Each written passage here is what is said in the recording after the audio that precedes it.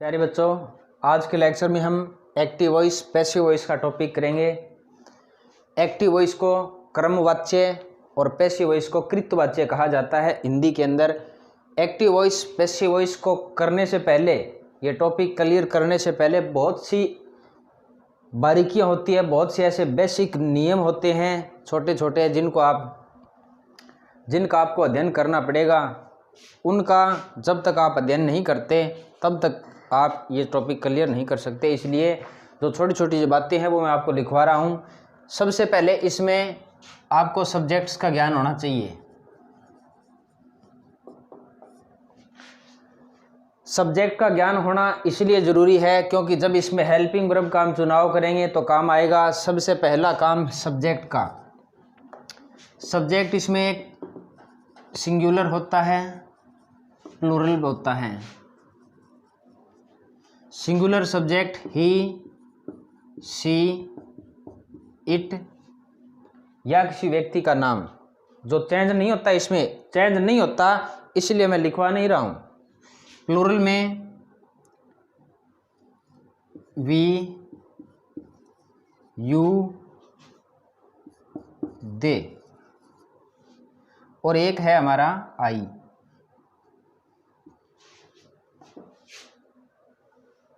पहली बात तो हमें यह भी याद रखनी है कि एक वचन कौन से हैं। दूसरी बात यह भी याद रखनी है बहुवचन कौन से हैं।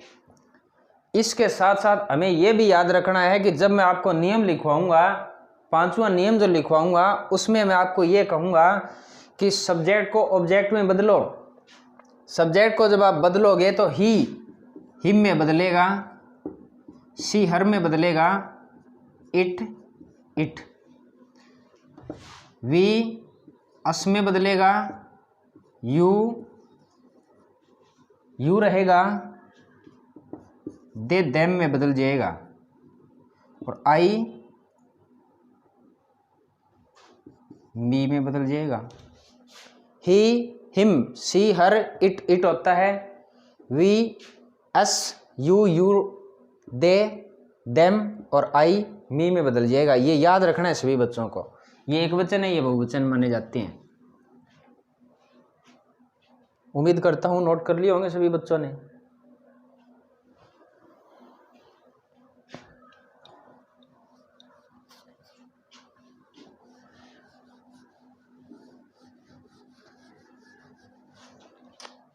दूसरी बात, दूसरी इसमें रूल होते हैं,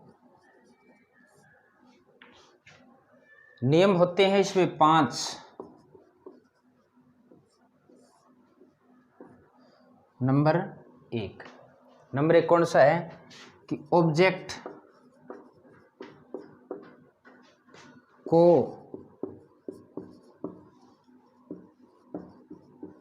सब्जेक्ट में बदलो। ऑब्जेक्ट को सब्जेक्ट में बदलो। कैसे बदलेगा ये मैं जब इसका अभ्यास करेंगे, एग्जाम्पल करेंगे तब मैं बताऊंगा। नंबर 2 है टेंस के अनुसार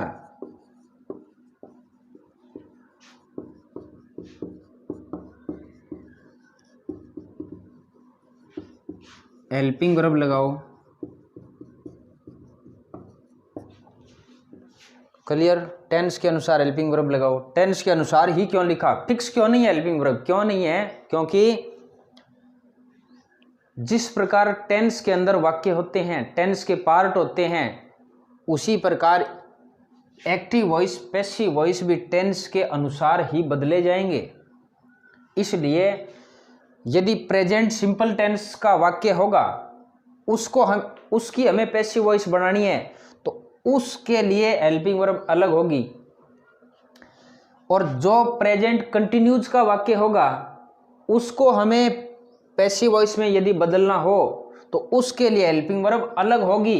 इसलिए मैंने यहां पर लिखा है टेंस के अनुसार हेल्पिंग वर्ब लगाओ। क्या होता है हेल्पिंग वर्ब? सहायक क्रिया। समझ में आ गया? 3 नंबर पर बात, वर्ब की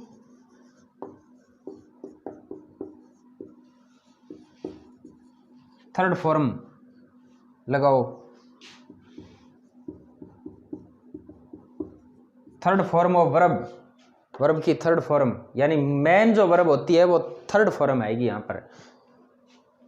वर्ब की फर्स्ट, सेकंड और थर्ड फॉर्म आपने सभी ने पढ़ी होगी, और एक आईएनजी फॉर्म भी होती है ना।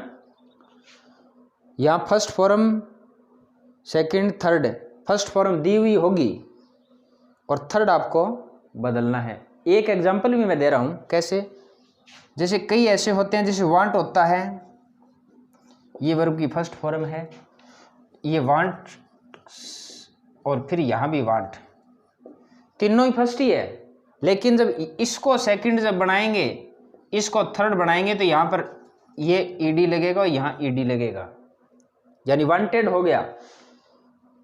कई ऐसी वर्ब होती है, जब वर्ब का हम जिक्र करेंगे, स्पेशली वर्ब का जब टॉपिक करेंगे, तब आपको बताएंगे, पूरी बारीकियां इसमें बताएंगे। लेकिन एक बार है ना, एक मैं आपको वैसे ही बता रहा हूं कि पहली तो अलग हो गई, दूसरी और ये समान है।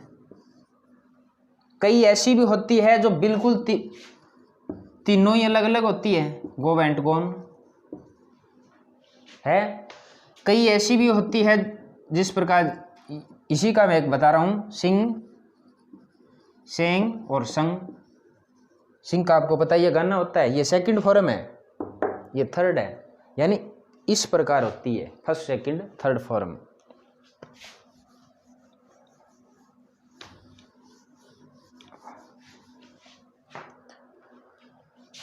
चार नंबर जो रूल होता है वो प्रीपोजिशन के अंदर एक होता है बाई, यानी प्रीपोजिशन का बाई लगाओ। 5 नंबर पे ऑब्जेक्ट को यहाँ सब्जेक्ट में बदला, और यहाँ पर 5 नंबर जो नियम है वो सब्जेक्ट को बदलेंगे ऑब्जेक्ट में।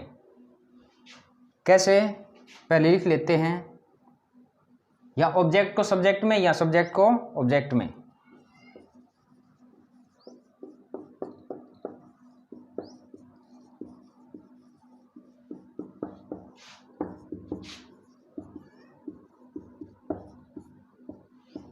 ये नियम कैसे, सब्जेक्ट मैंने लिखवाया था ही, किस में बदला, हिम में। ये जैसे मान लीजिए सब्जेक्ट है, तो जो बदलेगा तो ऑब्जेक्ट में बदलेगा, तो जहाँ पर ऑब्जेक्ट पर की जगह जाएगा ना सब्जेक्ट, तब ये ही की बजाय हिम हो जाएगा। ज़्यादा समझ एग्जाम्पल में आएगा।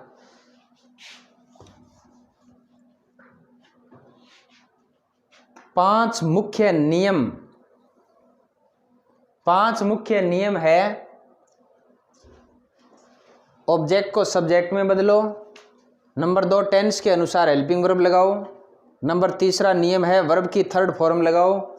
नंबर 4 जो रूल है वो प्रीपोजिशन का बाई लगाओ। 5वां जो रूल है वो सब्जेक्ट को ऑब्जेक्ट में बदलो।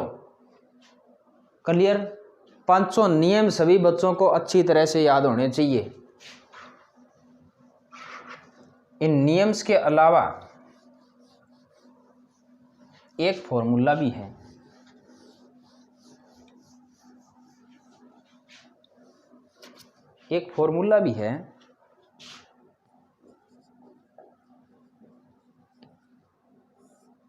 सबसे पहले सब्जेक्ट करता होता है सब्जेक्ट, शॉर्ट में मैंने यहां पर लिखा है, चीज वही है। फिर हमें हेल्पिंग वर्ब लगानी होती है। शॉर्ट में मैंने लिखा है चीज वही है, हिंदी में सहायक क्रिया, समझे? नंबर 3 पर थर्ड फॉर्म ऑफ वर्ब, या फिर शॉर्ट में इसको ऐसे कह लीजिए, ये भी सही है। चीज वही है, लिखा शॉर्ट में है। मेन वर्ब होती है मुख्य क्रिया। 3 नंबर बात। नंबर 4 पर हमें लिखना है बाई, और 5 नंबर पर ऑब्जेक्ट। अब कई बच्चे ऐसे सोच रहे हो कि यहाँ तो सब्जेक्ट लिखा और यहाँ ऑब्जेक्ट। सही है, बिल्कुल बदलेंगे ना। ये सब्जेक्ट जो है, जब ये एक्टिव वॉइस का मान लीजिए वाक्य है, विद एग्जाम्पल समझा रहा हूं, ध्यान से देखना।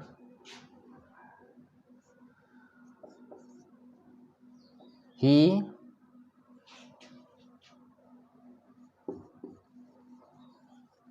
Pledge football. He plays football, ये क्या है?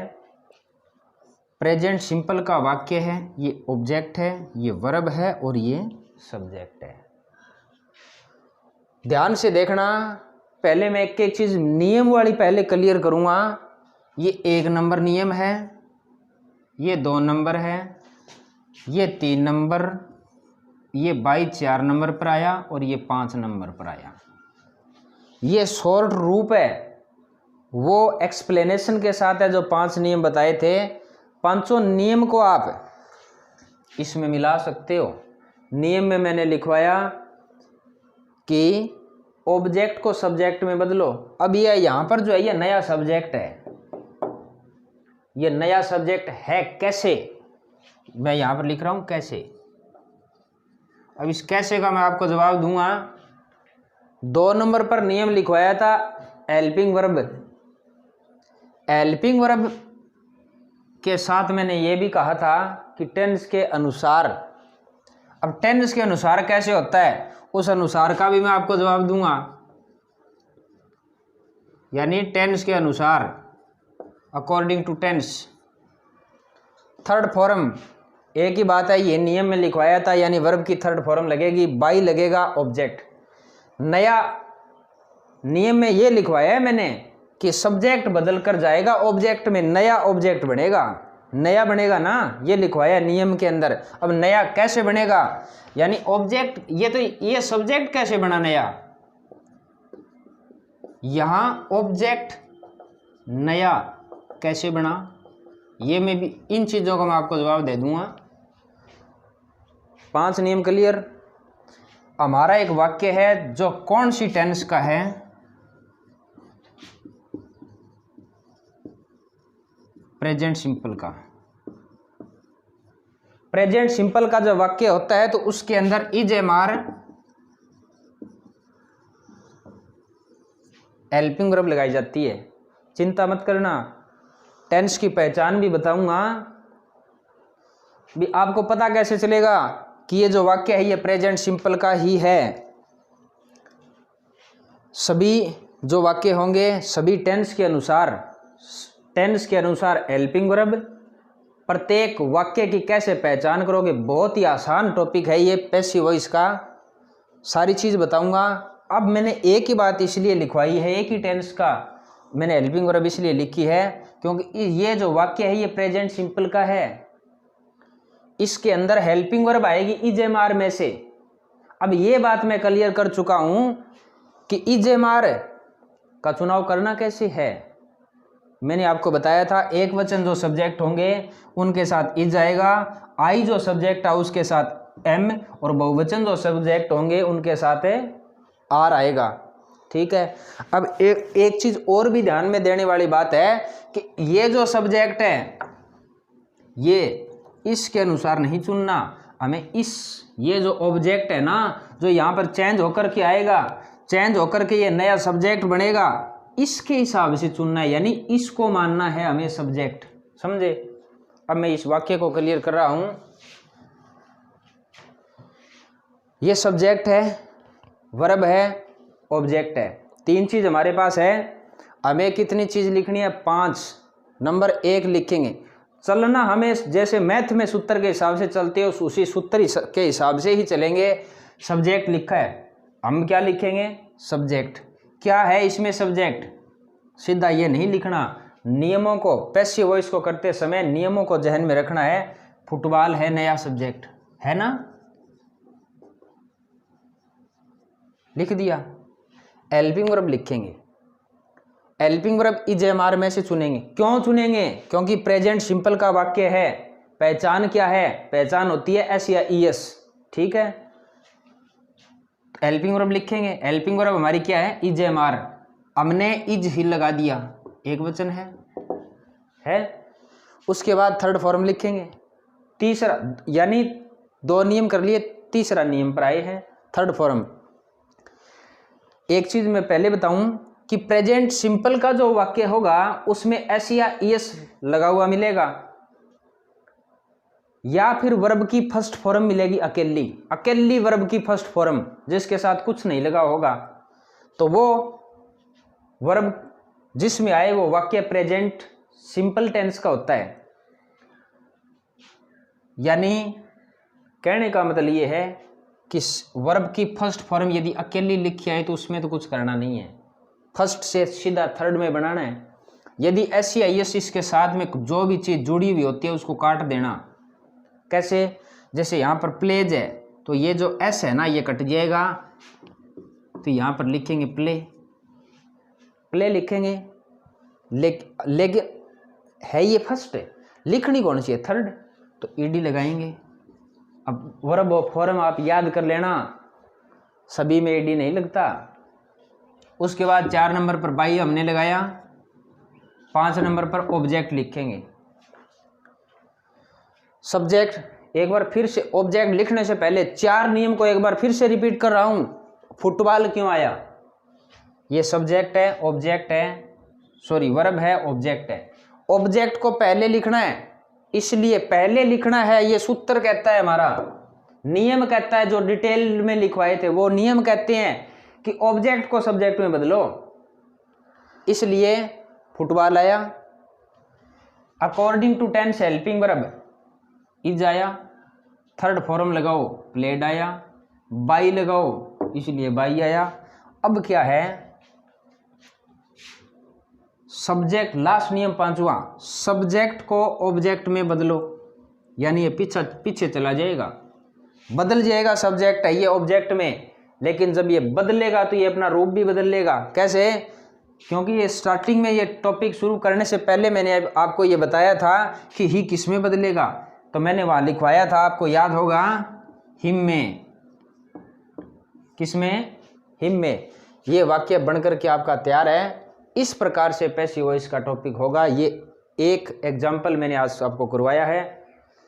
आज मैंने इसकी एक्टिव वॉइस, पैसिव वॉइस का हमने टॉपिक किया है, 5 नियम बताए हैं। होमवर्क क्या है? साफ नोट कॉपी आपने चला रखी है, उसमें आपने 6 और 7th क्लास के बच्चे आपने प्रीपोजिशन का और आर्टिकल का टॉपिक कर लिया है। किसी भी प्रकार को यदि आपको उन दोनों टॉपिक में समस्या है तो मैंने आपको एक दिन पहले भी कहा था, समस्या तो आप फ़ोन करके पूछ सकते हो। यानी मेरी तरफ से मैं 2 टॉपिक आपको पूरे करवा चुका हूँ। ये तीसरा टॉपिक है ग्रामर में। ये आज जितना भी कराया है, जो भी चीज़ मैंने लिखवाई है सिस्टमेटिक ढंग से लिखी हुई होनी चाहिए। और लिखे होने का मतलब ये नहीं है कि आपने कॉपी में कर लिया और आपका काम पूरा नहीं। जो भी चीज़ आपको लिखवाई है वो आपको पता होना चाहिए।